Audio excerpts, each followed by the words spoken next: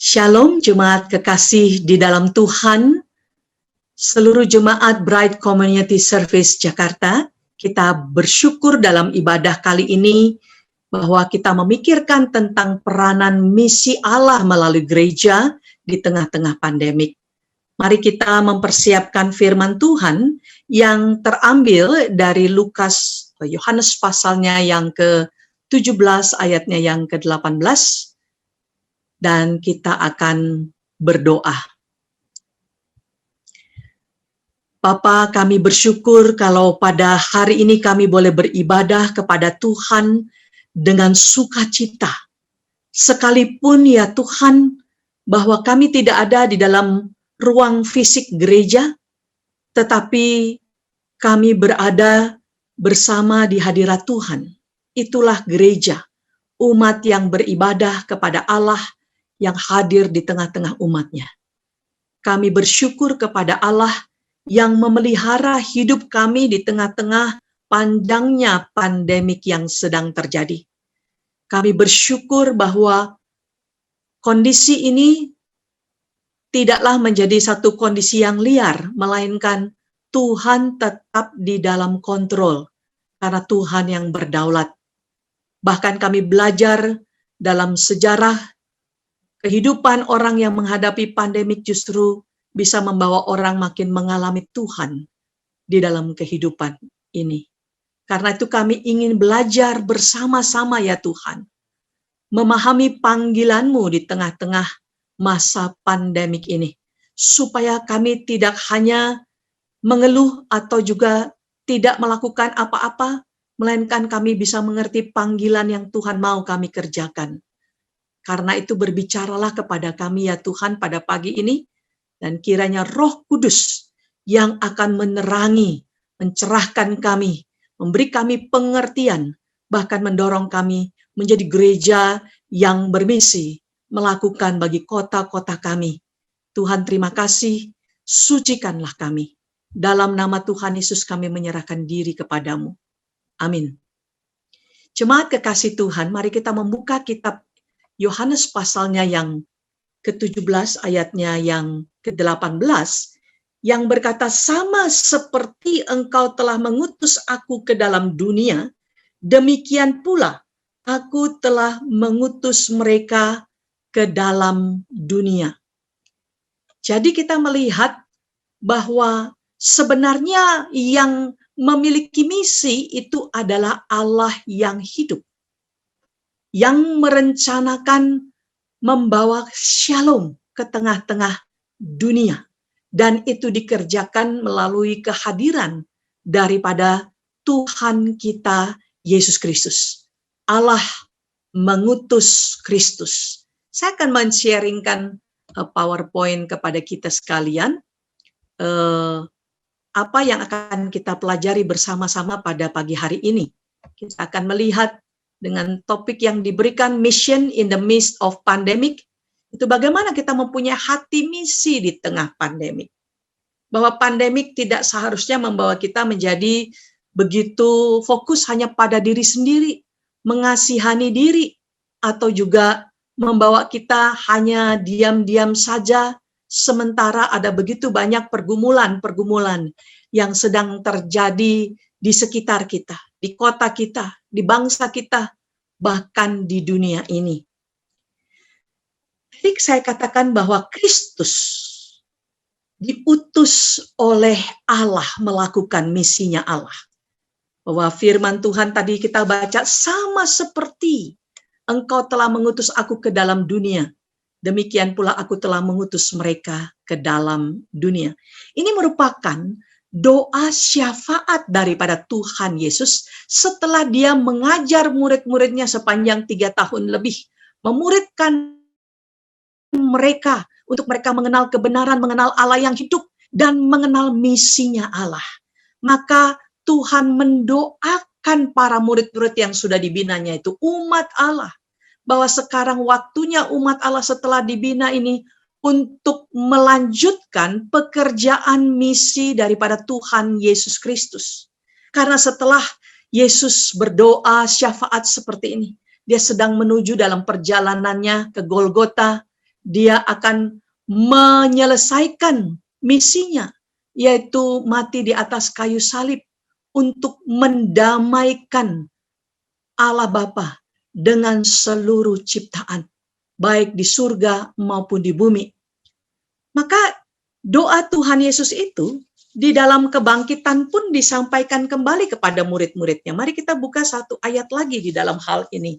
Di dalam Yohanes pasalnya yang ke-20, ayatnya yang ke-21, setelah Yesus bangkit dan menampakkan diri kepada murid-muridnya, dan menunjukkan tangannya dan lambungnya kepada mereka, maka di ayat 21 dikatakan, maka kata Yesus sekali lagi, damai sejahtera bagi kamu, sama seperti Bapa mengutus aku, demikian juga sekarang aku mengutus kamu.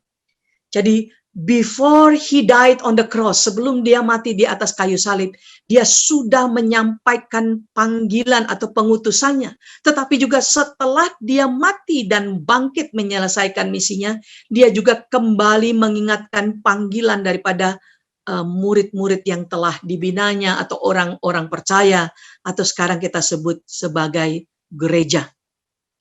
Jadi kita melihat di dalam hal ini bahwa memang pekerjaan penyelamatan sudah dikerjakan oleh Kristus di atas kayu salib.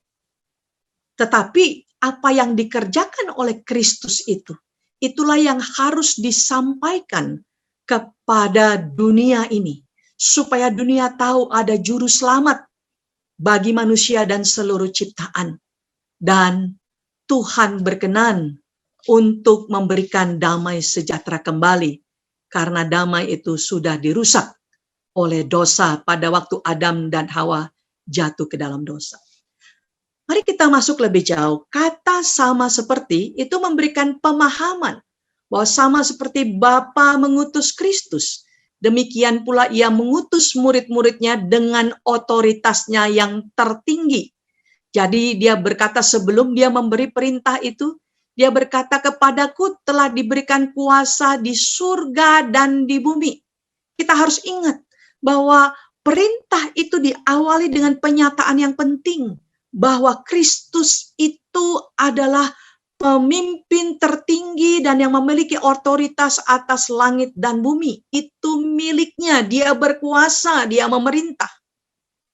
Dan berdasarkan otoritas yang tertinggi itulah dia mengutus, sehingga yang diutus perlu sungguh mentaati. Atau kalau dikatakan oleh seorang teolog, misiolog bernama Vinod Ramachandra, dia berkata bahwa misi itu bukan mau atau tidak mau dikerjakan. Atau mission is not an option but imperative. Artinya misi itu bukan opsi, bukan pilihan, melainkan itu keharusan yang Tuhan perintahkan kepada murid-murid Tuhan, atau sekarang kita sebut juga gereja Tuhan. Nah, oleh karena itu sebenarnya di dalam kita dipanggil keluar dari kegelapan kepada terang yang ajaib, 1 Petrus 2 ayat 9, itu adalah juga menjadi sekaligus panggilan yang suci dari Allah untuk terlibat kepada pekerjaan Allah, melanjutkan apa yang dikerjakan oleh Yesus Kristus. Bagian kedua dari kata sama seperti engkau telah mengutus aku ke dalam dunia, demikian pula aku telah mengutus mereka ke dalam dunia. Maka bagian kedua sama seperti itu juga mengajarkan kita sebenarnya, bahwa kita itu melakukan apa yang Kristus lakukan di dunia. Sehingga kita sebagai orang percaya atau gereja, tidaklah melakukan misi sendiri-sendiri. Tidak melakukan, gereja melakukan misinya sendiri-sendiri mau kemana dibawa. Karena gereja hadir oleh karena Allah dan juga oleh karena apa yang dikerjakan oleh Kristus Yesus. Jadi waktu manusia jatuh dalam dosa, manusia terpisah daripada Allah dan seluruh ciptaan. Tetapi melalui Kristus, Allah kembali mendamaikan dirinya dengan manusia dan seluruh ciptaan lainnya. Sehingga sebenarnya gereja itu hadir atau dihadirkan Tuhan untuk ikut serta melakukan misi Kristus. Atau Bapak Agustinus mengatakan gereja hadir untuk melakukan misi Allah.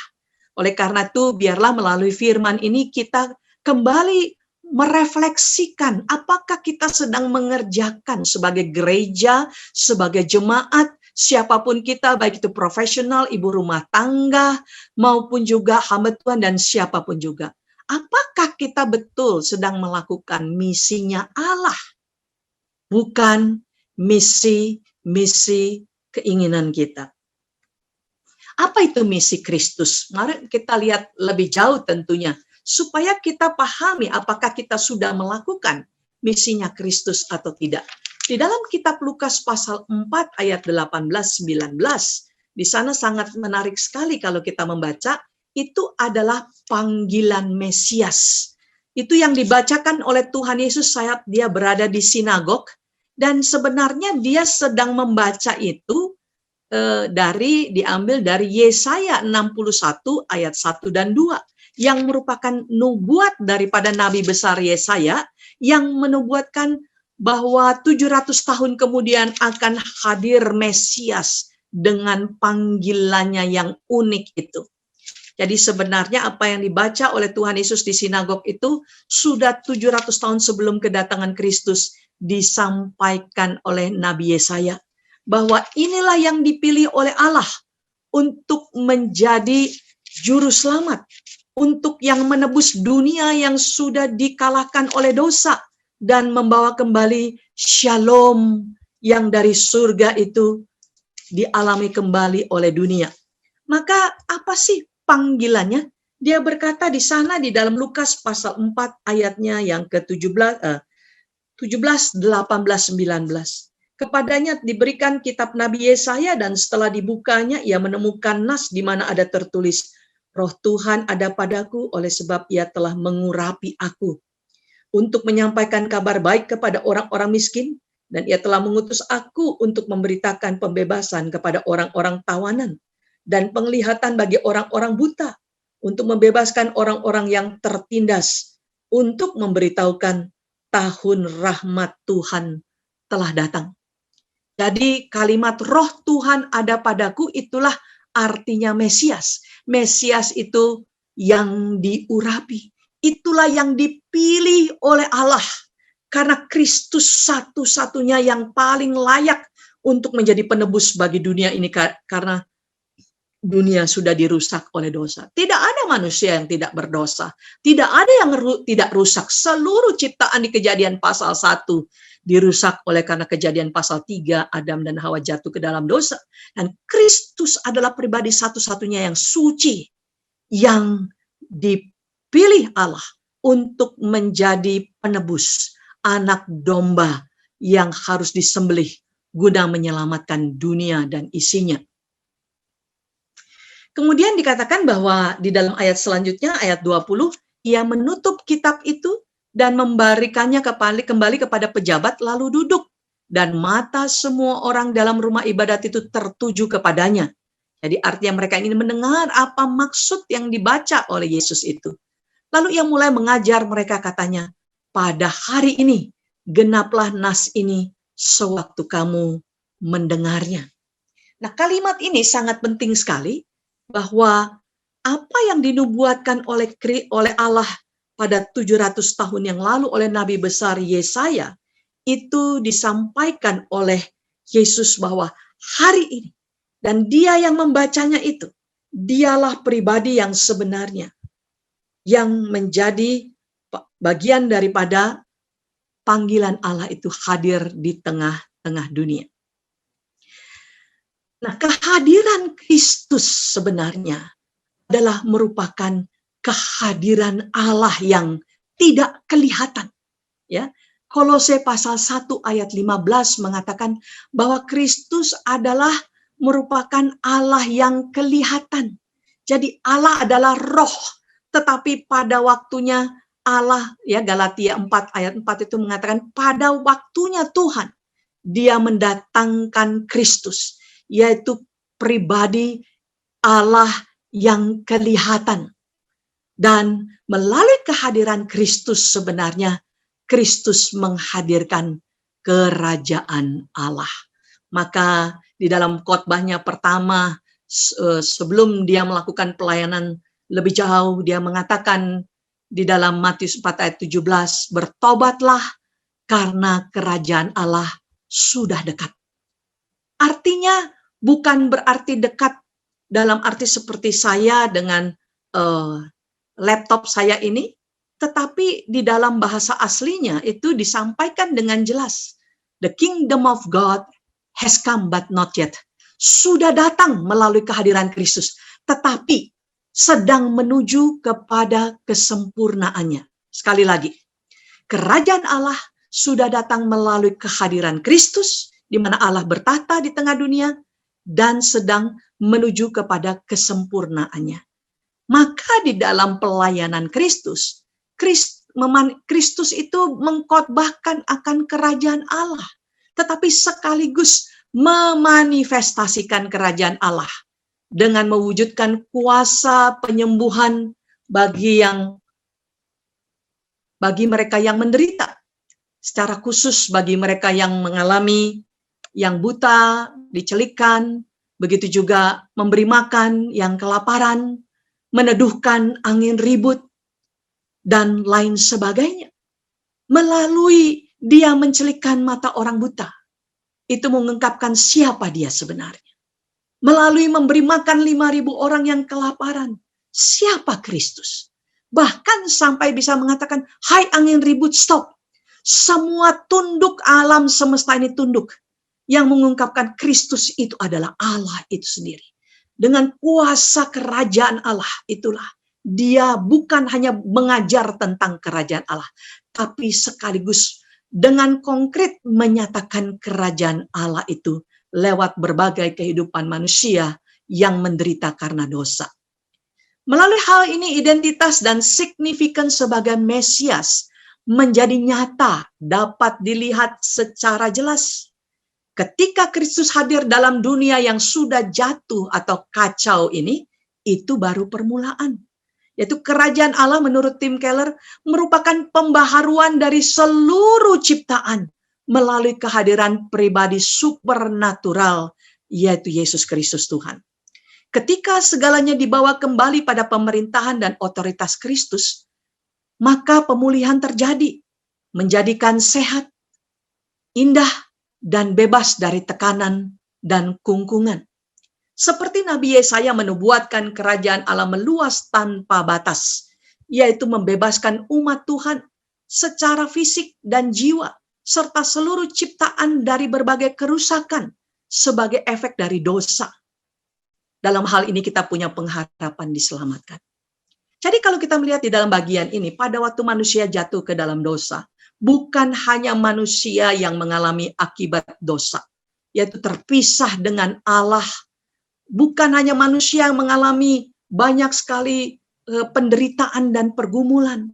Kalau nanti Bapak Ibu ada kesempatan setelah ibadah membaca Roma 8 ayat 19 sampai 25, di situ dijelaskan bahwa sebenarnya bahwa seluruh makhluk di dunia ini menderita oleh karena dunia dirusak oleh dosa.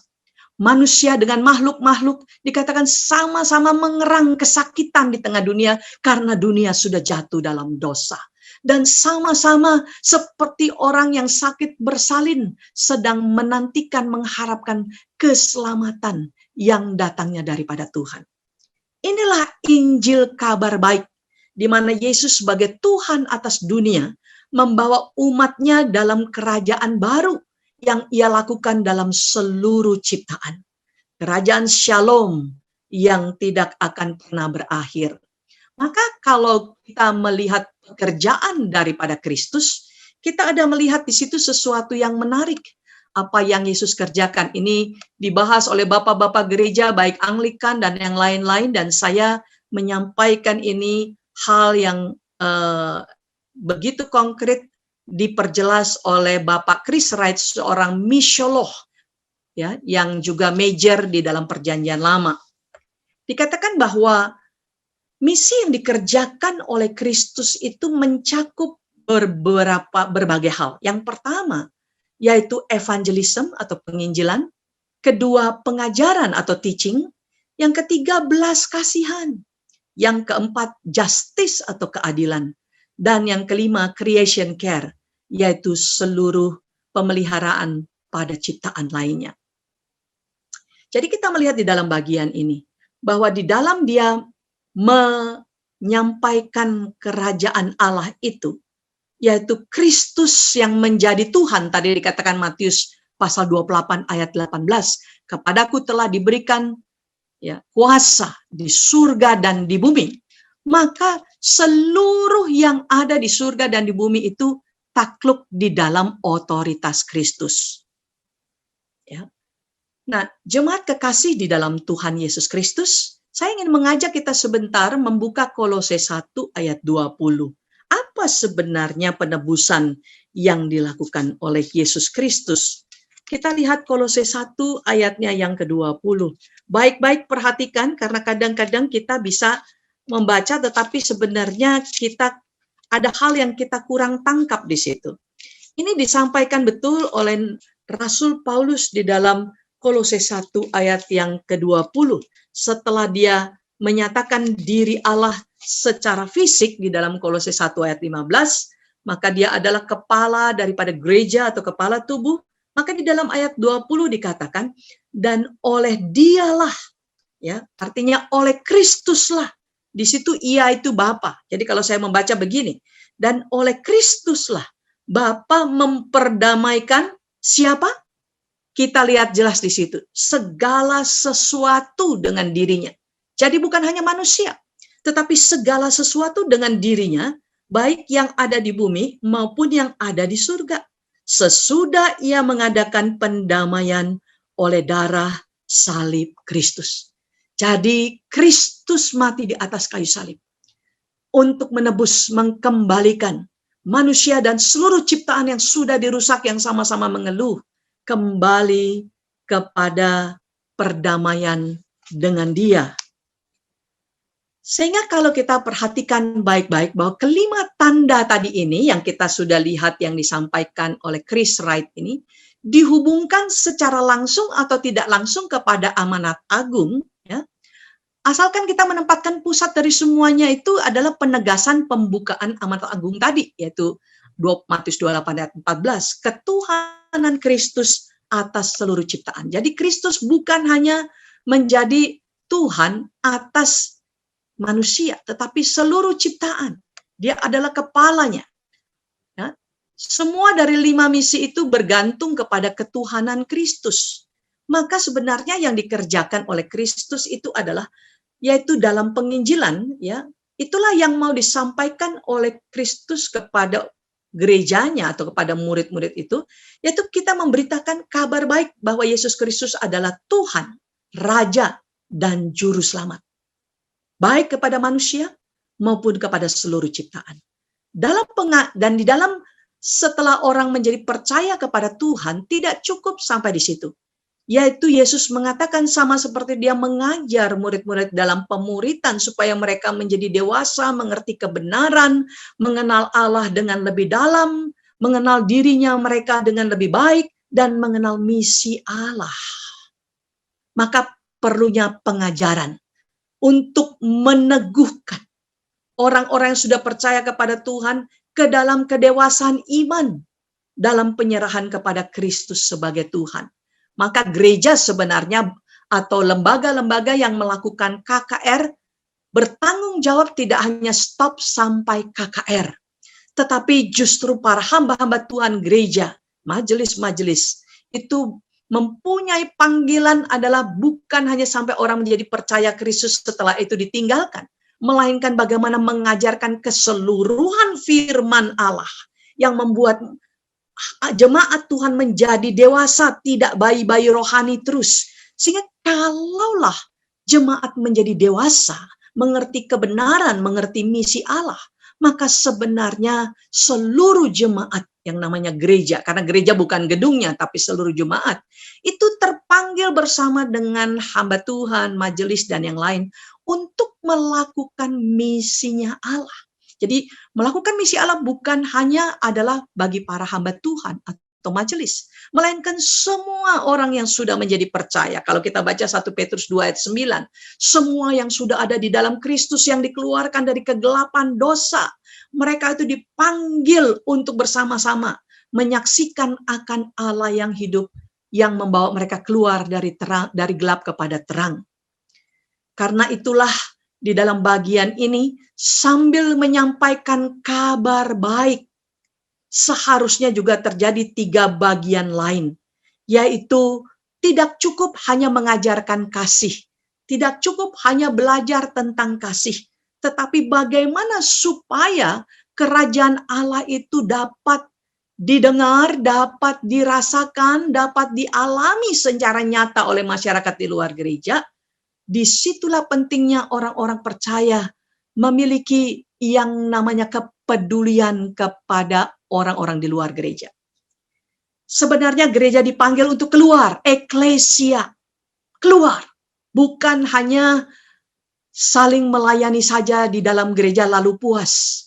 Bukan hanya memberikan sesuatu yang baik bagi jemaat, tetapi memberi yang terbaik buat jemaat adalah untuk mempersiapkan keluar. Karena panggilan kita adalah untuk dunia ini. Sama seperti Tuhan mengasihi orang-orang di dalam gereja, Tuhan yang sama mencintai miliaran manusia yang ada di seluruh dunia ini. Sehingga sebenarnya gereja dipanggil untuk menghadirkan Allah, menghadirkan kerajaannya supaya dikenal, dialami oleh orang-orang di luar gereja. Maka gereja perlu peduli kepada orang-orang yang menderita oleh karena mengalami juga kerusakan daripada dosa. Ya, karena dosa masuk ke dalam dunia lah shalom hilang.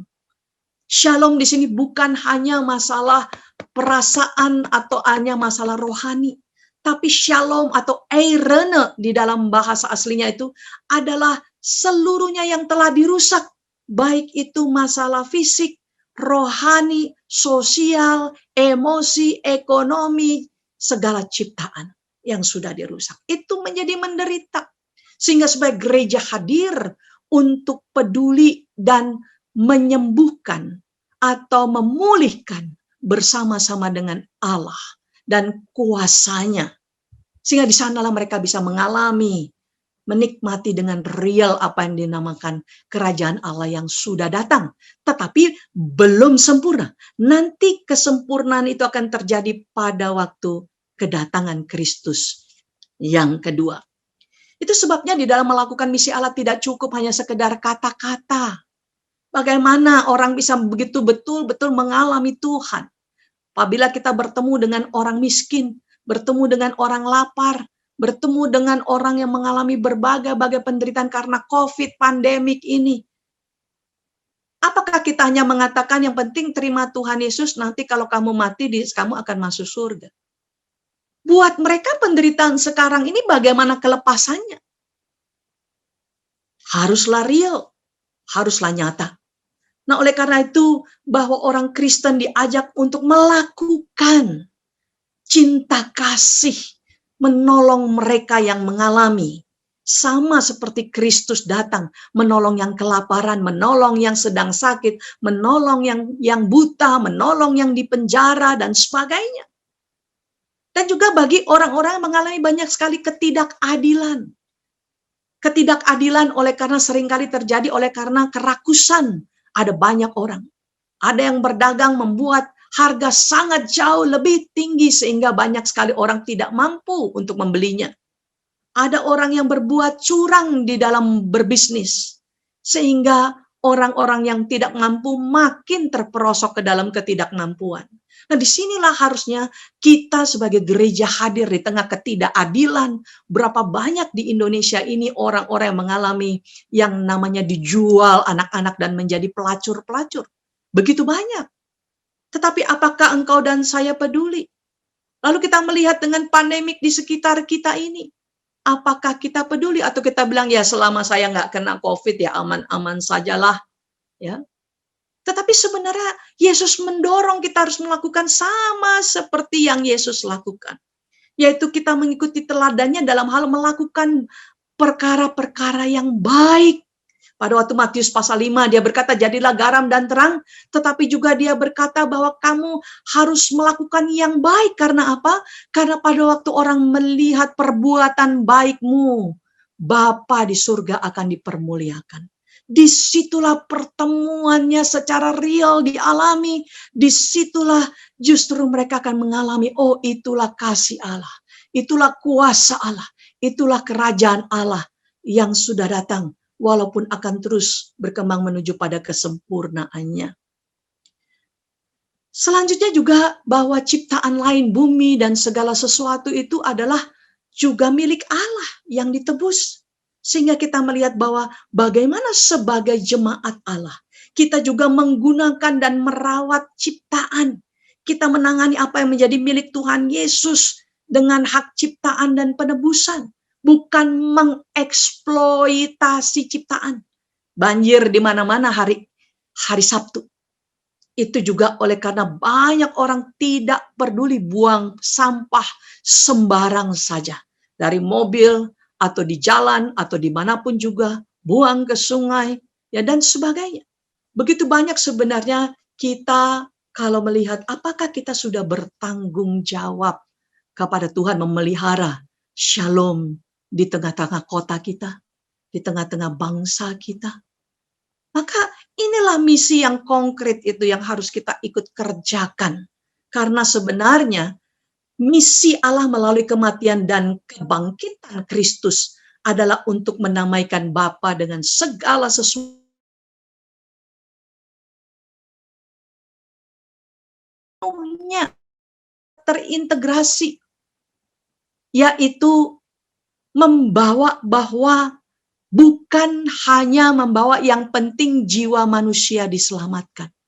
Itu penting, itu bagian, tetapi bukan sepenuhnya. Karena kalau kita barusan baca Kolose 1 ayat 20 tadi, bahwa Tuhan bukan hanya peduli kepada manusia yang adalah jiwanya saja. Manusia tidak terdiri hanya daripada jiwanya, tapi dia terdiri daripada jiwa, fisik, emosi, sosial. Itulah manusia seutuhnya. Maka kita harus membawa Injil kepada keseluruhan hidup manusia yang konkret. Kalau mereka memang belum alami Tuhan, maka kita juga sama seperti kita punya kerinduan membawa mereka untuk kenal Tuhan. Begitu juga seharusnya kerinduan kita pada waktu melihat kemiskinan, orang tidak bisa makan. Harusnya terjadi kerinduan bagaimana dia bisa makan. Bagaimana dia bisa punya rumah. Bagaimana yang sakit itu yang kena COVID bisa ditolong. Itu adalah merupakan hal-hal Injil sepenuhnya. Bahkan bukan hanya manusia saja, melainkan pada seluruh ciptaan yang sudah rusak. Jemaat gereja itu adalah misi mula-mula kita sebenarnya. Kejadian pasal 1. Allah menciptakan kita segambar dengan Dia, diberi otoritas, kuasa, tetapi ada tujuannya untuk memelihara seluruh ciptaan. Sehingga misi awal daripada Allah kepada umatnya, bagaimana ikut serta memelihara apa yang sudah diciptakan, membangun, memulihkan yang sudah rusak. Baru pada waktu manusia jatuh ke dalam dosa, disitulah juga bagian di mana manusia ditolong untuk menemukan kembali pendamai yang agung, yaitu Yesus Kristus Tuhan. Jadi jika kita hanya separuh saja membawa Injil, hanya rohani saja, maka kita mengurangi apa yang Kristus kerjakan kepada hanya penyelamatan jiwa semata. Padahal Ia datang untuk menyelamatkan seluruh ciptaan. Tadi saya sudah mengulangnya, bahwa seluruh dosa itu merusak seluruh, bukan hanya manusia, tapi seluruh ciptaan. Sama-sama mengeluh, sama-sama sedang menunggu pengharapan pendamaian. Dan Kristus melakukannya untuk mendamaikan Bapa dengan segala sesuatu di surga dan di bumi. Jadi kerajaan Allah itu sungguh merupakan kabar baik bagi masyarakat, baik itu masyarakat prasejahtera atau yang miskin, dan keseluruhan hidup mereka. Mereka butuh dilepaskan dari kemiskinan secara nyata dan sekarang. Kedua, ketika orang percaya sangat yakin bahwa jika mereka mati, mereka akan segera bersama dengan Kristus. Apakah itu sampai di situ saja pengharapan kita? Setelah kita mati itu, kita belum memakai tubuh kebangkitan, kan? Nanti tubuh kebangkitan akan terjadi pada waktu kedatangan Kristus yang kedua, kita akan dibangkitkan. Nah, visi tanpa tubuh seperti itu tentu saja bukan harapan orang Kristen yang terakhir, melainkan jiwa orang-orang percaya yang telah meninggal menunggu kebangkitan tubuh mereka dan penyatuan kembali surga dan bumi menjadi ciptaan baru di mana Tuhan akan tinggal bersama dengan umatnya. Jadi kita melihat di dalam bagian ini bahwa memang waktu kedatangan Kristus kita didamaikan, ya, kita mengalami shalom, tetapi memang shalom itu akan menuju kepada keutuhannya, sehingga makanya bahwa di tengah-tengah dunia seperti ini sekalipun kerajaan Allah sudah datang, kita masih ada merasakan penderitaan, pergumulan, belum mengalami kegenapan sepenuhnya yang dikatakan di dalam Wahyu pasal 21 dan Wahyu 22, di mana nanti pada waktu kedatangan Kristus itu, ya, terjadilah yang dinamakan tidak akan ada air mata lagi, tidak akan ada penderitaan lagi. Sekarang masih. Dan itulah yang dialami oleh banyak orang yang tertekan oleh karena kemiskinan dan pergumulan-pergumulan dunia lainnya, dan tertekan karena ketidakadilan dan sebagainya. Maka sebenarnya kita perlu real untuk menyatakan kerajaan Allah, kasih Allah pada saat ini, dan akan disempurnakan Allah pada waktu kedatangan Kristus. Jadi kalau kita melihat bagian ketiga dari bagian ini, bahwa jawaban kita yang tidak utuh sepertinya tidak ada dampak kehadiran Kristus yang berdaulat sekarang. Karena semuanya nampaknya pada masa yang akan datang. Jadi tidak ada harapan dalam hidup saat ini. Ini bukanlah jawaban bagi orang sakit, lapar, kesepian, kena COVID, tertindas, ya, menjadikan hidup mereka selalu dalam keadaan yang menyedihkan, di mana kita hanya dapat menyodorkan suatu harapan di masa mendatang. Bayangkan jawaban mereka, ya, waktu kita katakan yang penting bahwa jiwamu diselamatkan kayak asuransi jiwa begitu, ya. Maka mereka akan bilang, "Hah? Apakah itu kabar baik? Sementara saya terus masih dalam kelaparan. Sementara saya masih terus di dalam kesakitan. Sementara saya terus ditindas. Sementara saya terus jadi pelacur. Di mana apa dampaknya Injil kepada hidup saya pada saat ini?" Kalau kita hanya mengatakan bahwa pengharapan itu nanti di depan sana, melalui jawaban kita secara rohani, hanya membawa resiko kita tidak peka dan membela diri, tapi juga merendahkan Injil sepenuhnya. Kristus tidak demikian.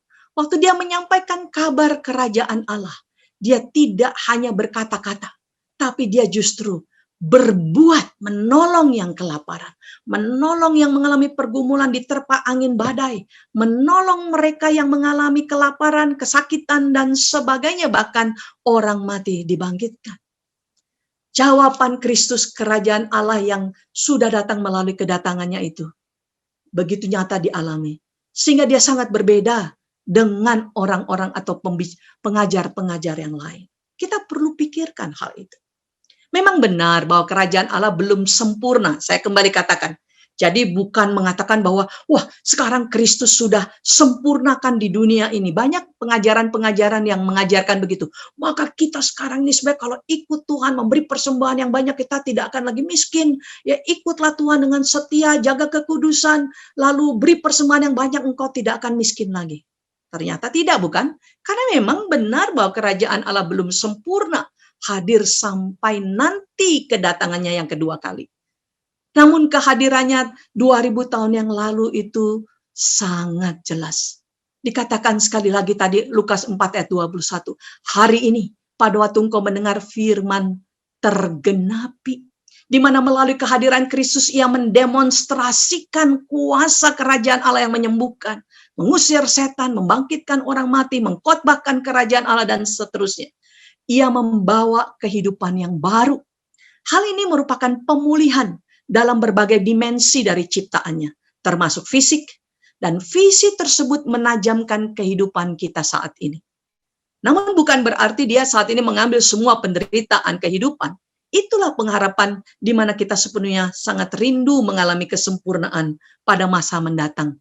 Itu goal besar pengharapan kita atau the ultimate of our hope. Inilah gereja yang melakukan misinya Kristus harusnya menjadi gereja yang melaksanakan misi yang menyeluruh. Menyampaikan Injil yang sepenuhnya, bukan hanya rohaninya manusia, tapi keseluruhan hidup manusia.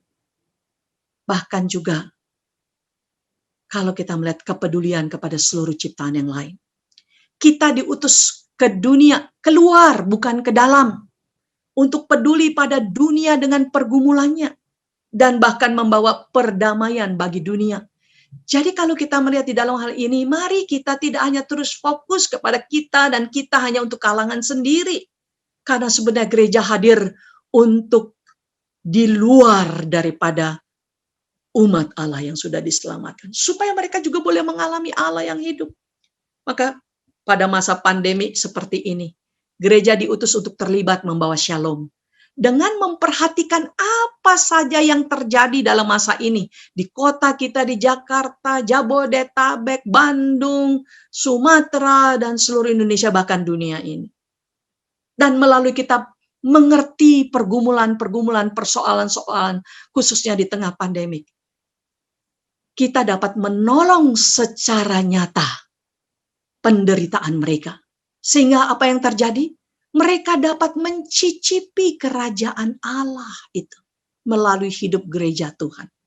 Apabila gereja hanya peduli pada diri sendiri, sebenarnya gereja tidak bisa berdampak apa-apa untuk dunia ini.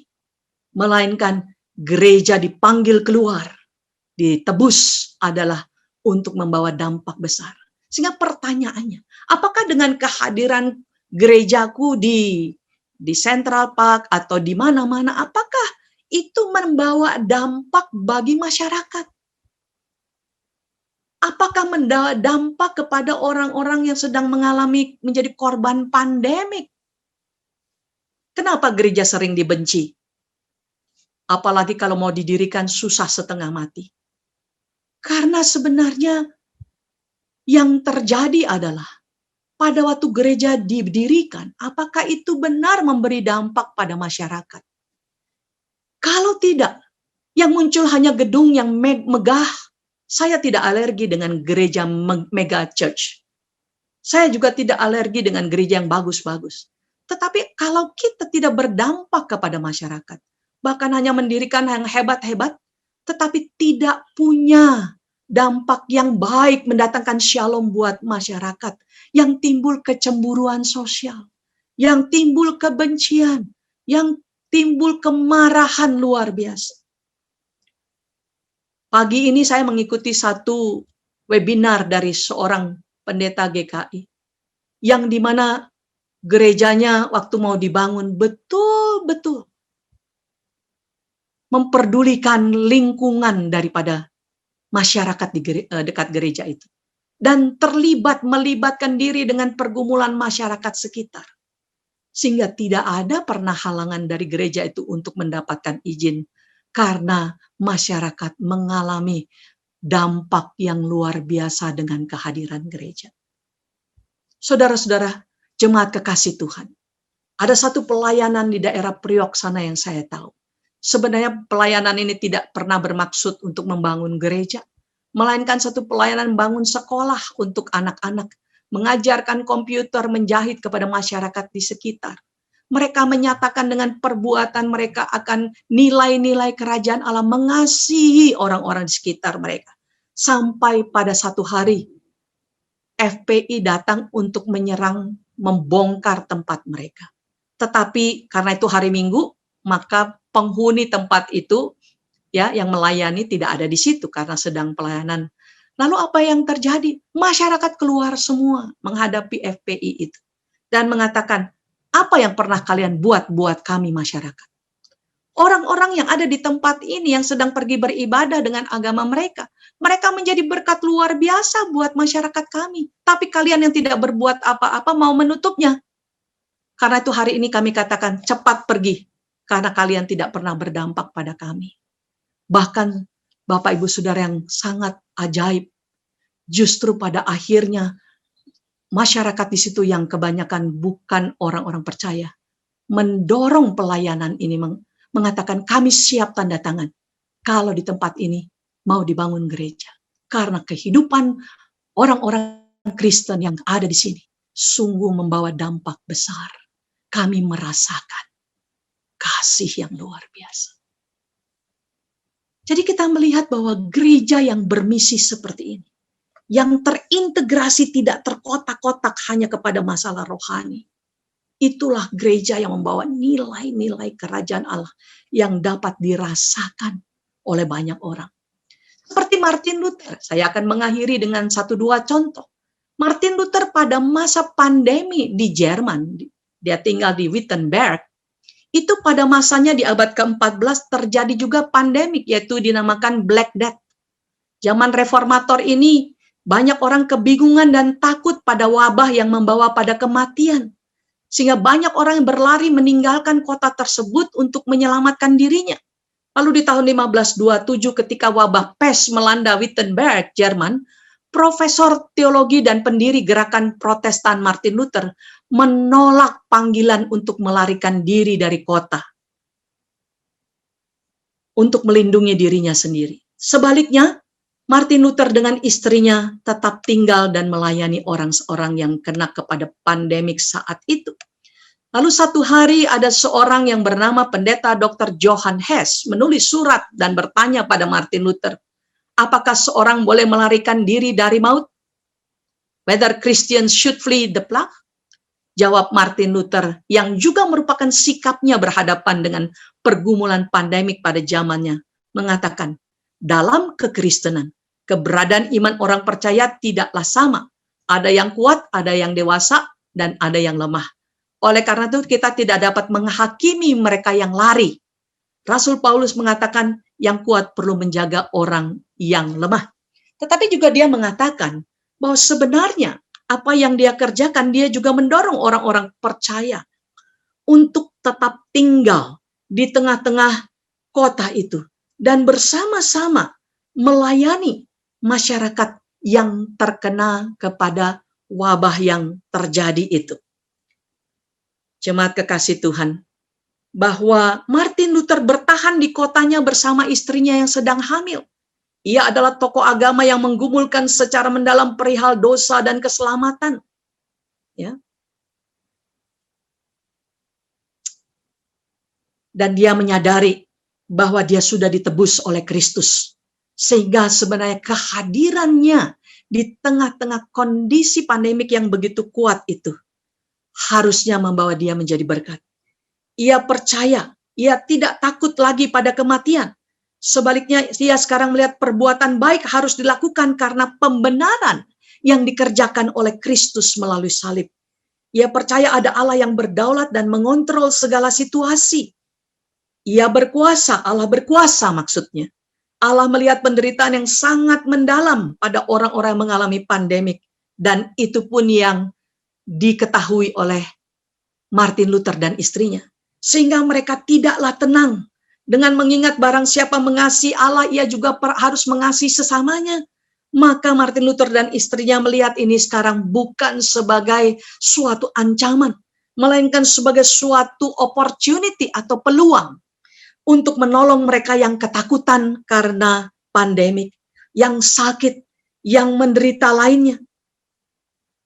Karena kita tahu juga pada saat itu medis belum terlalu secanggih zaman kini.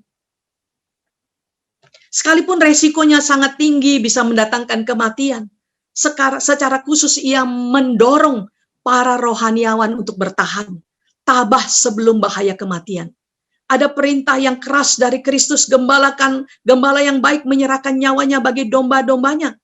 Tapi orang upahan melihat serigala datang dan melarikan diri. Sehingga dia berkata bahwa dia mendorong bukan hanya orang-orang medis, bukan hanya hamba Tuhan, orang-orang percaya yang duduk dalam pemerintahan, orang-orang yang ada di dalam dunia bisnis yang benar-benar percaya Kristus untuk tidak keluar melarikan diri, untuk menyelamatkan diri. Tetapi justru ini kesempatan besar datang kepada mereka yang sedang mengalami penderitaan. Biarlah bersentuhan dengan kasih Allah, supaya mereka mengerti apa artinya Allah mengasihi dunia ini. Supaya mereka merasakan pertolongan. Supaya mereka mengalami kenyataan yang real daripada kerajaan Allah. Dan justru saya membaca pada saat-saat terjadi dalam sejarah pandemik, justru di tengah-tengah pandemik itulah banyak orang menjadi pengikut Kristus. Oleh karena orang-orang percaya betul-betul peduli kepada pergumulan dan terlibat langsung di tengah-tengah pandemik yang terjadi. Penginjilan bukanlah pembicaraan yang cepat yang bertujuan untuk mendapatkan pertobatan, melainkan adalah pelayanan dalam perkataan dan perbuatan yang menuntun orang ke tempat di mana mereka dapat mengaktifkan iman mereka dalam pribadi Yesus untuk diri mereka sendiri. Yesus tidak pernah membuat penginjilan dan tindakan sosial bertentangan satu dengan yang lain. Jadi seharusnya juga tidak dengan kita. Itu menurut John Perkins. Bahkan juga dikatakan, kami telah melihat peran aktif umat Kristen dalam menyelamatkan berbagai hal terjadi di Afrika, di Nepal, dan menjangkau para korban gempa meskipun mendapat kritik dari media Nepal. Kita harus terus mempengaruhi, tidak hanya dalam pelayanan-pelayanan sosial. Bahkan David Boss menuliskan, ada waktu untuk membaca sejarah, ada waktu untuk membuat sejarah jika kita memberitakan dan mendemonstrasikan misinya Allah. Stott mengingatkan kita, ini seorang ekspositor yang sangat terkenal, beberapa kali hadir di Indonesia tahun 80-an, 90-an, dia berkata, jika kita pesimis dan berpikir bahwa kita tidak dapat membawa pengaruh pada masyarakat, saya ingin mengatakan bahwa kita secara teologi adalah ekstrim dan sangat tidak seimbang. Jika tidak palsu atau sesat, dan apa-apa pada masyarakat. Karena sebenarnya Kristus waktu hadir di tengah-tengah dunia ini membawa dampak yang luar biasa. Dan pada waktu kita melakukan apa yang seperti Kristus lakukan, secara menyeluruh Injil itu disampaikan lewat perkataan dan perbuatan, maka akan membawa dampak yang luar biasa. Jemaat kekasih Tuhan, di dalam pelayanan yang kami sedang kerjakan di perkotaan Jakarta, dan sekarang sedang juga dilakukan oleh teman-teman kami di Medan, di Bandung, di Malang, dan kami berharap terus kota-kota besar akan melakukannya. Kami mendorong banyak orang gereja, mari kita keluar, dan mari kita bersentuhan dengan mereka yang menderita, yang miskin, yang mengalami ketidakadilan, yang mengalami banyak sekali penderitaan. Menghadirkan diri kita dengan menghadirkan kasih-Nya Allah secara luar biasa. Saya ingin memutarkan satu video yang sangat singkat sekali. Apa yang dikerjakan di dalam pelayanan kami bersama dengan banyak gereja, bersama dengan banyak LSM atau NGO, maupun juga sekolah-sekolah Kristen, bahkan kampus-kampus Kristen. Kami bekerja sama bagaimana mendatangkan shalom di kota Jakarta beberapa tahun ini. Kita perhatikan bagian ini sebelum saya mengakhirinya dengan contoh-contoh.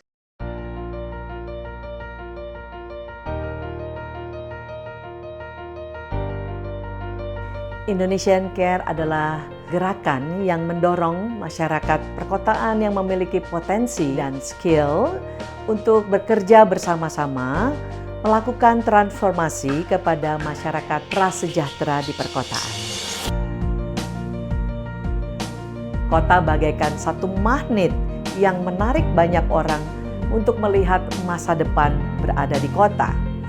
Namun sayangnya, masyarakat yang berpindah tadi tidak sanggup untuk bersaing karena minimumnya kemampuan-kemampuan mereka.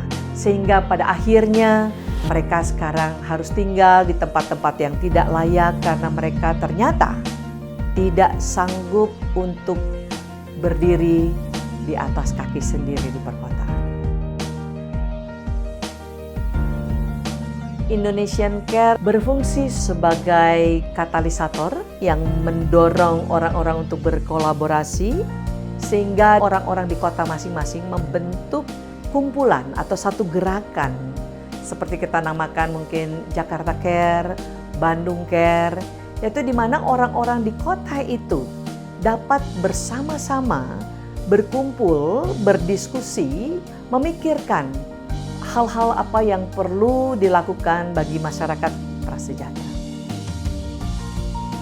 Semua orang yang mempunyai hati untuk kaum marginal dapat terlibat bersama-sama sesuai dengan potensi dan kemampuan masing-masing. Dari mulai perorangan sampai pada perusahaan-perusahaan bisa ikut terlibat untuk bersama-sama melakukan pelayanan secara menyeluruh atau holistik, mendampingi masyarakat di dalam membangun kehidupan perekonomian, pendidikan,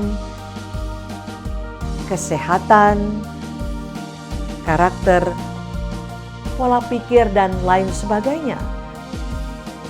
Sehingga mereka mampu berdiri di atas kaki mereka sendiri di tengah-tengah kota dan menikmati kesejahteraan di kota-kota di mana mereka berada.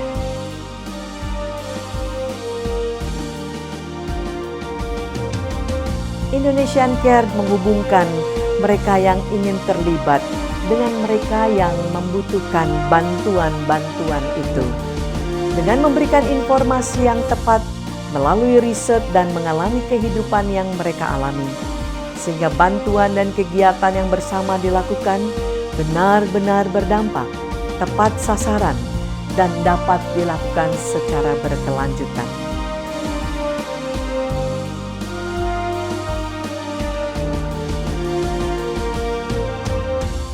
Mari bekerja bersama-sama, berkarya mendatangkan sejahtera bagi saudara-saudara kita. Ya, jadi kalau kita melihat sekarang apa yang dikerjakan pada masa pandemik bersama-sama. Jadi kita duduk, kita berdoa, kita belajar bahwa begitu banyak orang-orang yang tidak mampu di tengah-tengah pandemik itu mengalami ketakutan yang luar biasa. Khususnya karena proyek-proyek yang sedang kita kerjakan di rusun-rusun yang dibangun oleh pemerintah bagi orang-orang ini, mereka itu banyak yang di PHK. Banyak mereka yang juga mengalami TBC luar biasa. Sehingga pada ketakutan untuk tidak bisa makan, tidak bisa beli obat, apalagi minum vitamin, apalagi juga mereka yang terkena TBC, atau juga mungkin mereka yang bisa terkena COVID. Maka kami berdiskusi bersama-sama, lalu kami pikirkan kita harus do something. Orang percaya harus terlibat menghadirkan kerajaan Allah di tengah-tengah pandemik seperti ini.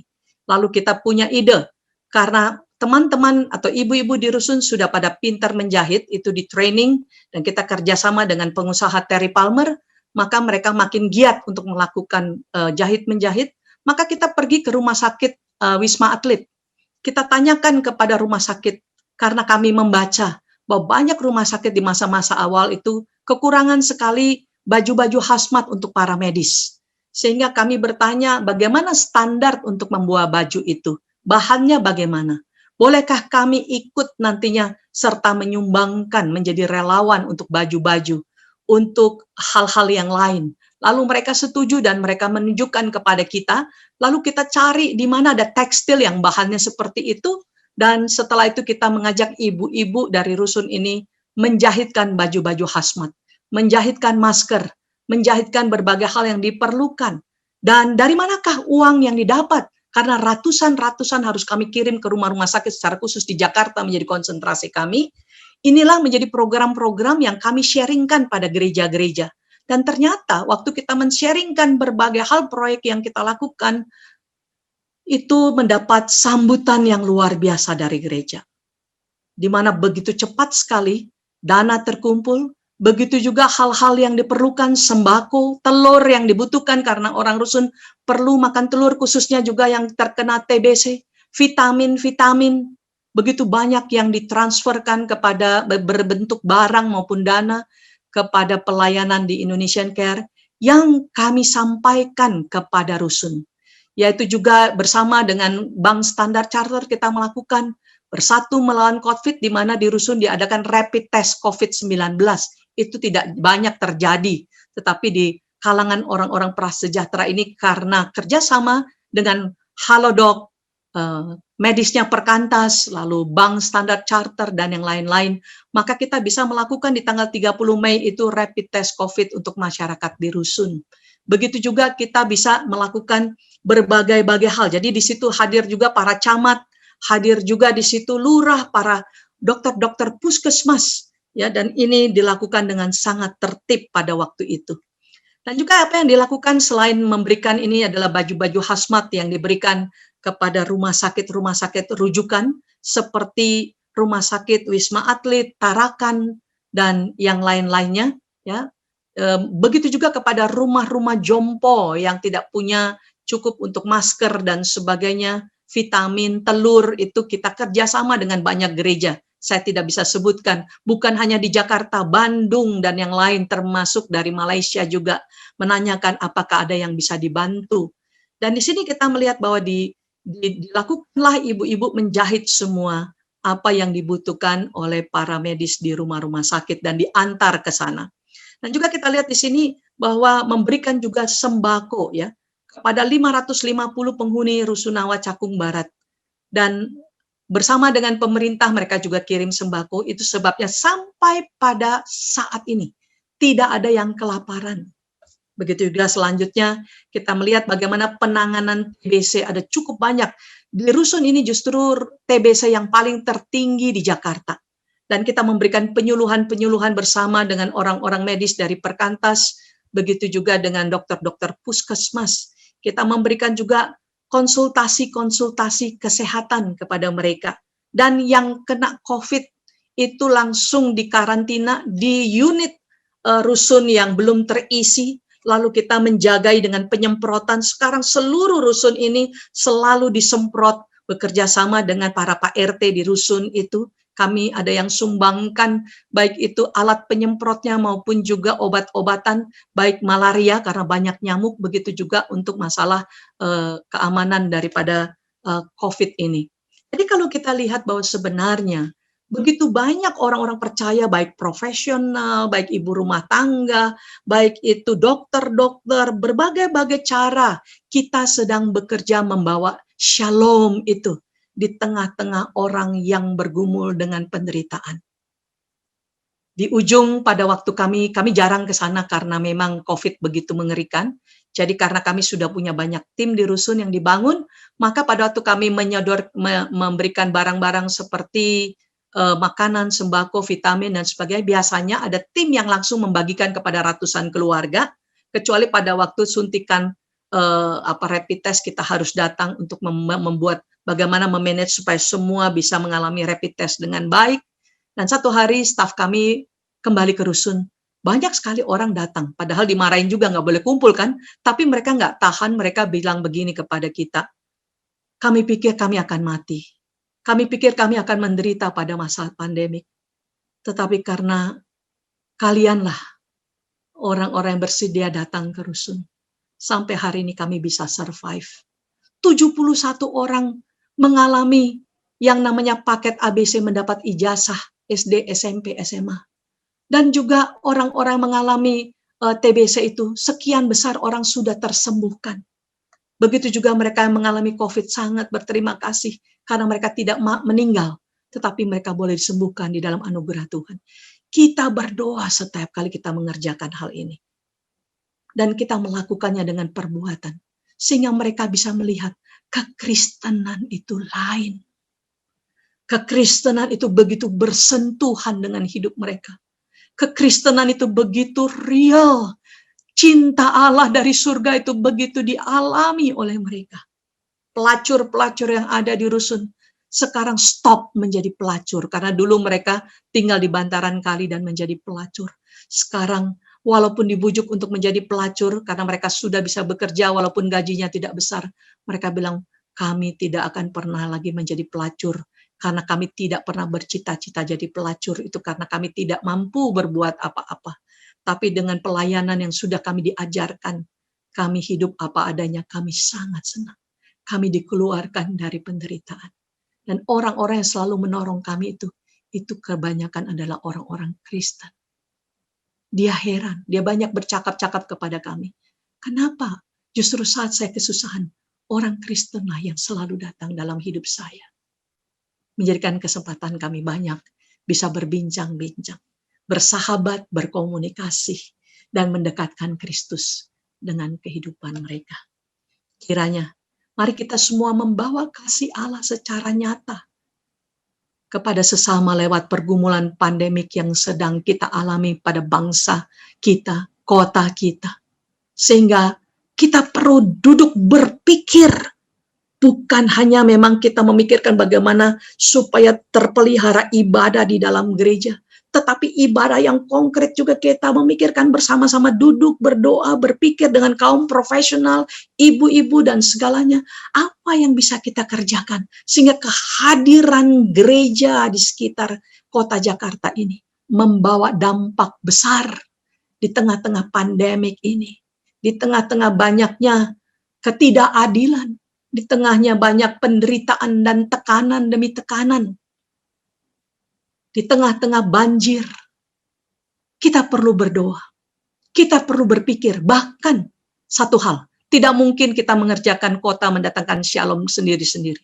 Pentingnya berkolaborasi antar gereja, antar orang-orang percaya, supaya terjadi dampak yang besar seperti yang dimaui oleh Tuhan dalam kitab Yeremia pasal 29, yaitu usahakanlah kesejahteraan di kota di mana kamu aku buang. Berdoalah untuk kesejahteraan kota itu. Dan pada waktu kota itu mengalami kesejahteraan, engkau pun akan mengalami kesejahteraan. Kiranya firman Tuhan ini memberkati kita dalam anugerah Tuhan, membawa kita berpikir, berefleksi, berdiskusi, dan pergi membawa shalom di sekitar rumah kita, di sekitar kantor kita, di sekitar sekolah kita, bahkan di sekitar gereja kita dimanapun. Kita minta hikmat tentunya, tetap dengan protokol 3 itu. Tuhan memberkati kita semua.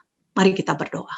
Kami bersyukur untuk firman-Mu, bahwa Injil itu begitu real untuk setiap pergumulan manusia. Oleh karena memang Engkau mati di atas kayu salib untuk memulihkan semua yang sudah dirusak oleh dosa, baik manusianya maupun seluruh ciptaan. Dan Kristus datang mati di atas kayu salib untuk memperdamaikan, Bapa memperdamaikan dengan dirinya segala sesuatu yang di surga dan di bumi. Tuhan, bukalah mata kami, bahwa Engkau tidak datang hanya untuk hal perihal jiwa saja, tetapi Injil yang nyata yang membebaskan pada saat ini, yang akan disempurnakan pada waktu kedatangan Yesus yang kedua kali, di mana pada akhirnya tidak akan ada air mata dan penderitaan, dan Allah tinggal bersama-sama dengan kami. Jadikan kami gereja ya Tuhan, yang mengerti misinya Tuhan. Bawalah cinta-Mu memenuhi hati kami dengan belas kasihan, agar kami peduli kepada masyarakat di sekitar kami. Dan kami berpikir, bekerja bersama-sama orang-orang percaya, untuk membawa dampak shalom di tengah pergumulan berat. Jangan biarkan kami hanya duduk diam, nonton TV, melihat pergumulan yang terjadi, hanya membiarkan pemerintah mengerjakan. Tapi biarlah kami bahu-membahu bersama pemerintah dengan berbagai pihak. Kami ikut serta menghadirkan shalom Allah di tengah-tengah pandemik ini. Dan kami rindu Tuhan Engkau dikenal melalui Injil yang nyata, yang sepenuhnya dikerjakan oleh orang-orang percaya. Buat kami tidak melarikan diri, buat kami tidak menjadi takut karena kami tidak sendiri, tapi ada Allah, Kristus Mesias, yang sudah mengerjakan itu ribuan tahun yang lalu, dan yang sedang terus bekerja melalui gerejanya. Kiranya Roh Kudus memberi hikmat, kiranya Roh Kudus mengempower kami, baik ibu-ibu rumah tangga, baik itu profesional, anak-anak muda, atau siapapun juga. Kami bekerja bersama-sama, sehingga banyak orang akhirnya bertemu Tuhan. Sehingga ada banyak orang tunduk kembali kepada ketuhanan Kristus. Dan sehingga Engkau dipermuliakan ya Allah. Itu menjadi kerinduan kami. Berkatilah gereja yang sedang ada di tengah-tengah kota demi kota, termasuk GKK ini Tuhan. Kami mohon berkati para hamba Tuhan, majelis, dan seluruh jemaat. Kalau ada yang sakit, ada yang kena COVID, ada yang mengalami penderitaan di dalam jemaat, kami berdoa sama-sama. Tuhan lawatlah, bawalah kami serentak menolong mereka juga yang ada di dalam gereja, supaya mereka mengalami jawaban-jawaban doa waktu itu mereka meminta kepada Tuhan. Dan bahkan kami menjadi bersama-sama keluar, menjadi berkat bagi sesama kami. Terima kasih Tuhan, terpuji nama-Mu di dalam Yesus Kristus, yang sudah mati dan bangkit, dan akan datang kembali. Amin. Tuhan memberkati kita.